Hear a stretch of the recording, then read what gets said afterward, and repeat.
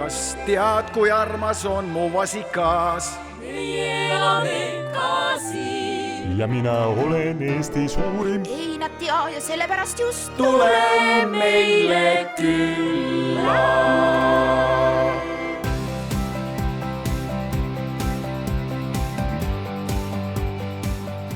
Minu vanaisa sai kunagi selle talu, kui 18. aastal asundustalusid jagati ja tema poeg sai vabadussõjas sai surma ja siis anti talle see talu koht. Me olime siin, elasime seni, kui me saime elada, aga siis me vahepeal läksime siit ära. Elasin päris öösel jalga, olud olid siin väga kehvad. Meid ei küüditatud, aga meist tagapool siin küüditati kõik tühjaks, siin ei ole mitte ühte peret ei ole siin. Siis me tulime tagasi kui 60. aastal, kui need asjad selgusid ja isa läks pensionile. Isa töötas mul agronomina ja kui isa läks pensionile, siis tulime tagasi, sest muidu oleks siin oli 2 võõrast peret elasid ja muidu oleks see talu lihtsalt hävinud. Kõik muud hooned olid kadunud, katused olid kadunud, ainult elumaajal oli veel. Et kui elumaja katus oleks ka kokku läinud, siis ei oleks kuskile tulla tulnud ja ikka koju tahtsime tulla. Ja me mõtlesime, et piimaturg on ikkagi stabiilne, et ja Eesti klimaatilised olud on piimakarja kasvatamises kõige sobivamad ja siis valisime piimakarja ja hakkasime päris nullist peale. Ja nüüd me oleme seda lüpsikarja asja arendanud, aga me kunagi tegime ka selle otsuse, et meie tootmine on mahetootmine.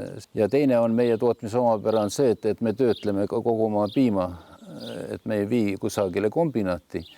Et selles suhtes oleme nüüd natuke turust oleme sõltuvad, aga sellest Vene turust ja nendest kriisidest oleme natuke vähem haavatavad. Et me alustasime 89. aastal piimakarjaga.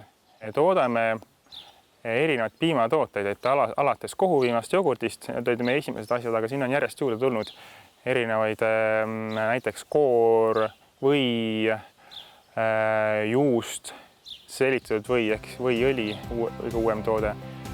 Ja ideed toodete tootmiseks tulevad nii ise mõtleme välja kui kliendid näiteks, et meie kuna me oleme väikesed tootjad, siis meie üks eelis ongi see, et kui inimene helistab meile õhtul, et huvitav, mis maitsega niisugune asi oleks, teeks kohustusena näiteks sidruni või sellise maitsega, siis järgmine hommik me saame talle juba valmis toote teele panna.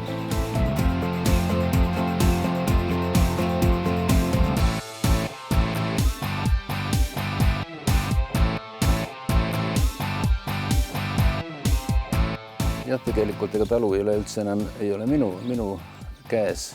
Talu on nüüd Villeri käes ja Viller natuke restruktureeris seda talu, tegi osaühinguteks ja tal on päris suured plaanid, noor mees ja energia ja kui on võimalusi, siis tuleb muidugi tegutseda. Kui ma nüüd keskkooli lõpetasin, siis mul ei olnud väga kindlat eesmärki, et mis ma nüüd oma eluga edasi hakkan tegema. Ja siis isa muidugi natukene suunas, et aga äkki sa tahad minna Maaülikooli, et vaatad, kuidas seal õppida oleks. Ja siis ma läksingi ja ma õppisin Maaülikoolis põllumajanduse saatuste tootmist ja turustamist.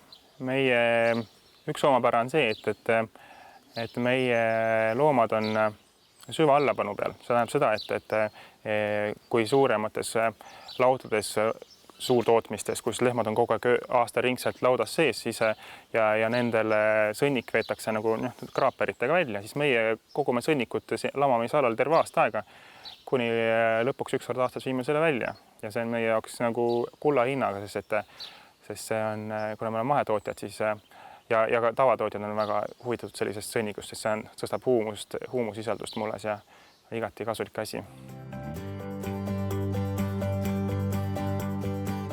Ega meil on tegelikult ju kogu aeg avatud talu, kuna me oleme otse tootjad, mahetootjad ja me oleme jälgitavad. See ongi nüüd meie tootmise ja ka müügi pluss, et tarbija saab meid jälgida algusest peale, et meil on oma kindel piim oma kindlast kohast ja iga tarbija võib siia tulla igal ajal ja ka mitte tarbija, siis temast võib-olla siis saab tarbija.